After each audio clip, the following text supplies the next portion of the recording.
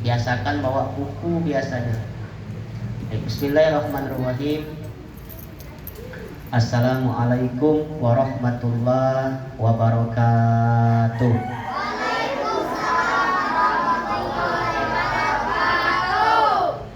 Alhamdulillahirabbil alamin.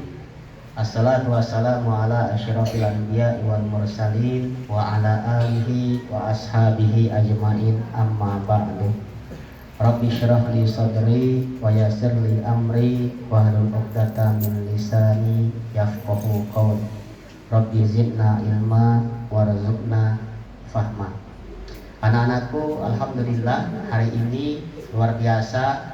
Walaupun tadi mau hujan, insyaallah yang datang di bawah semangat walaupun gerimis ya, kalian tetap mendapatkan pahala. Alhamdulillah. Yang penting menghadirkan pahala setiap kegiatan. Nah, anak-anak, hari ini kita belajar di kitab Turos atau kitab-kitab warisan para ulama, yaitu kitab hadis al-arba'in. Nah, apa arti hadis al-arba'in ini? Ada 40 hadis dalam kitab ini, cuma 40, dikit 40. Kalau riwayat dalam kitab Jami al-Ahkam, tentang Jami al-Ahkam bin umuri Rasulullah SAW, tentang hukum-hukum perkara-perkara yang ditulis oleh Imam Al-Bukhari, itu banyak hadisnya, ribuan hadis. Nah, sekarang ada hadis yang cuma 40 tapi mencakupi dari seluruh sumber ajaran agama Islam. Kalau kalian kuasai 40 hadis ini, tamat dari TPQ ini, kalah. Ada yang tamat pesantren tuh tak hafal satu pun hadis. Nah, santri TPQ fokus belajar di 40 hadis yang ditulis oleh Imam An-Nawawi. Nanti kalau hafal setengah dari sumber-sumber ajaran Islam. Nah, apa hadis yang pertama ini, anak-anak? Hadis yang pertama ini tentang niat. Pahala pekerjaan ditentukan niat. Itu judulnya. Pahala pekerjaan ditentukan niat. Apa? Pahala pekerjaan ditentukan niat. Jadi kalau kalian tidak dapat pahala suatu pekerjaan, ketentuannya tergantung niat. Itu maksudnya. Paham nggak? Mau ngaji, sama-sama ngaji. Cuma yang ngaji, ini yang ngaji, ini yang ngaji. Yang ngaji yang ini yang dapat pahala. Ada A, B, C, D, E, F. Ngaji semua. Cuma yang C yang dapat pahala. Ternyata diteliti kenapa dia dapat pahala, karena dia berniat karena Allah Subhanahu wa ta'ala. Maka capek kita ngaji, masuk dari gerbang diantar, tiba-tiba turun dari motor, salaman. Pas salaman dia tak berniat misalnya, sia-sia. Kalau dia niat bismillahirrahmanirrahim, aku ingin mengaji karena Allah, langsung dicatat oleh malaikat. Dia dapat pahala. Alhamdulillah. Nah, ayo kita belajar hadisnya sedikit. Ustaz baca panjang hadisnya, cuma sedikit ada terjemahnya. An Amiril Mukminin.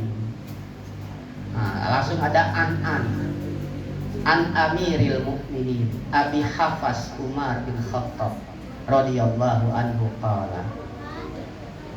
Amiril Mukminin, dari Amirul Mukminin Abi Hafs, yaitu Umar bin Khattab.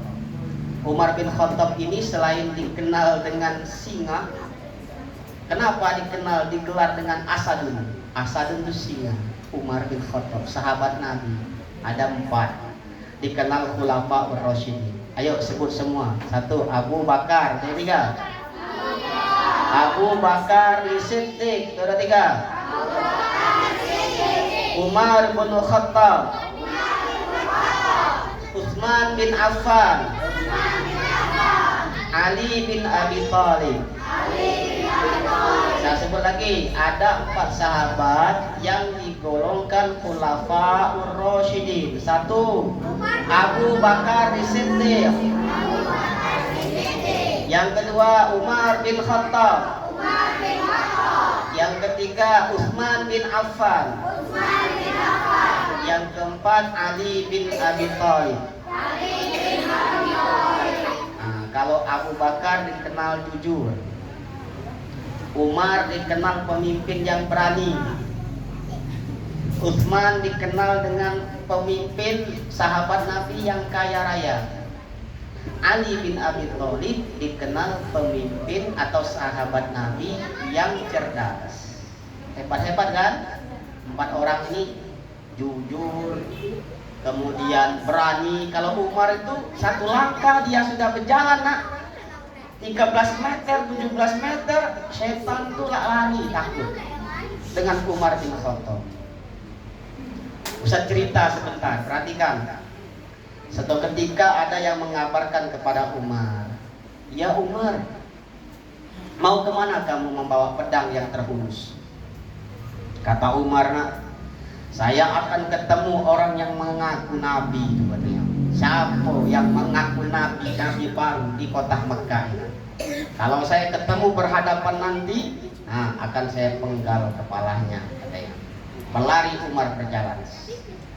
Sampai tengah jalan, ada yang ngomong, nyapa dari jauh, "Ya Umar, mau kemana kamu?" Dijawab Umar, "Saya akan membunuh orang yang mengaku Nabi itu," katanya. "Nanti dulu ya Umar," katanya. Kata yang nyapa tadi, "Coba kamu pulang ke rumah kamu." "Kenapa?" katanya. "Tuh, adik kamu dengan adik iparmu ternyata telah mengikuti agama Nabi itu yang kamu kira membawa agama yang baru." "Hah?" Terkejut Umar bin Khattab. Kejut dia, katanya. Pulang ke rumah, ketuk pintu. "Assalamualaikum." Belum dibuka, takut didengarnya dari luar. Ternyata ada suara di dalam sedang mengaji. Mengaji apa? Quran surah Thaha. Dia baca itu, didobrak oleh Umar bin Khattab. Didobraknya. Ketika didobrak pintunya, terbuka pintunya. Adiknya dengan suaminya tergopoh-gopoh menyimpan Al-Quran tadi. Takut nanti disobek-sobek oleh Umar bin Khattab yang marah bengis luar biasa. Bawa pedang. Kalau gulat menang terus Umar, tak pernah kalah. Paling hebat berani di kota Mekah. Semua takut. Apa yang terjadi? Anak-anak, Umar bin Khattab melihat adiknya marah dia. "Apa yang kalian baca itu?" Kemudian ditamparnya adiknya, darah bibirnya, diambilnya Al-Quran itu, dibaca oleh Umar bin Khattab. Ketika dibaca, gemetar dia memegangkan Al-Qurannya. Pas gemetar dia berkata, "Mahala, apa ini? Ini Al-Quran atau apa ini? Ini siapa yang merekayasa? Ini bukan ciptaan manusia ini." Apa yang terjadi anak-anak? Langsung Umar bin Khattab berlari, dia menemui Nabi Muhammad dengan pedang terhunus tadi. Orang kaget karena Umar ini kejam luar biasa. Kalau ketemu Nabi Muhammad bukan banyak ngomong lagi, langsung ngumpul. Dihadang oleh Hamzah. Dihadang oleh Hamzah. "Mau kemana kamu Umar?" "Saya ingin ketemu Nabi Muhammad." Pas ketemu Nabi Muhammad disuruh masuk, dibiarkan masuk ke rumah oleh Rasulullah. Anak-anak, pas sampai ke rumah Nabi Muhammad SAW, bukannya marah Umar bin Khattab, langsung dia nangis. Dia mendengar ayat suci Al-Quran tadi, tersentuh hatinya. Beliau Umar bin Khattab langsung bersyahadat di depan Nabi tercinta Muhammad Sallallahu Alaihi. Pas Umar sudah masuk Islam, berdiri dia di Ka'bah. Katanya mengumumkan keislamannya. "Saya telah masuk Islam." Takut Abu Jahal, Abu Lahab, semuanya ketakutan. Kaget kota Mekah, gempar. mendengar ada sosok yang menang gulat, paling berani dan kejam, telah membela Nabi Muhammad sallallahu alaihi wasallam. Itulah sahabat Nabi yang kedua setelah Abu Bakar As-Siddiq.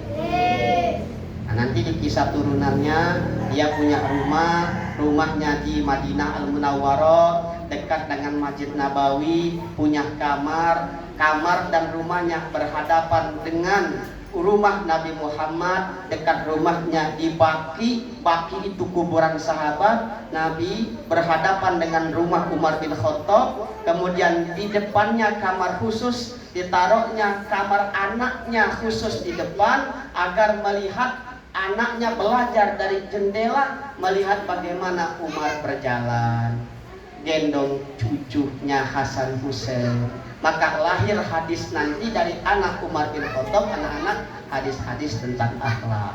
Siapa tadi sahabat Nabi yang kedua?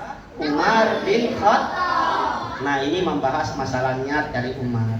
Apa katanya? Dia berkata, sami'tu Rasulullah sallallahu alaihi wasallam yaqul, innamal a'malu binniyat. Sesungguhnya setiap pekerjaan dilandaskan dengan niat.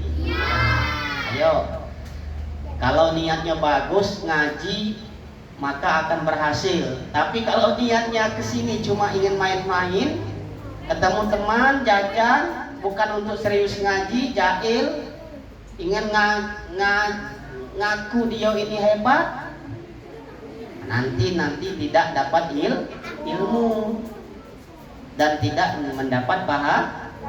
Ayo sama-sama, innamal a'malu binniyat.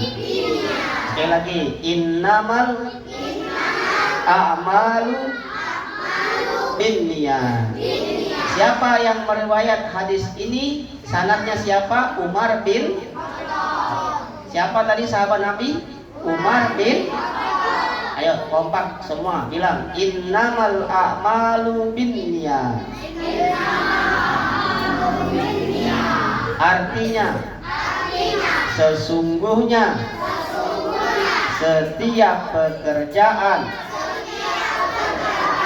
dilandaskan dengan niat. Baik, paham tuh? Baik, ini kajian dari salah satu hadis hari ini. Jaga niat, jaga hati. Kalau sudah jaga niat, pasti jaga hati. Kita tutup kajian kitab sore hari ini, kitab hadis Al-Arba'in An-Nawawi, dengan sama-sama membaca lafaz Alhamdulillah. Setelah ini istirahat, setelah itu melanjut tahfiz lagi. Yuk kita salam-salaman. Sallallahu ala Muhammad, sallallahu alaihi wasallam, sallallahu ala Muhammad, sallallahu alaihi wasallam, sallallahu ala Muhammad, sallallahu alaihi wasallam.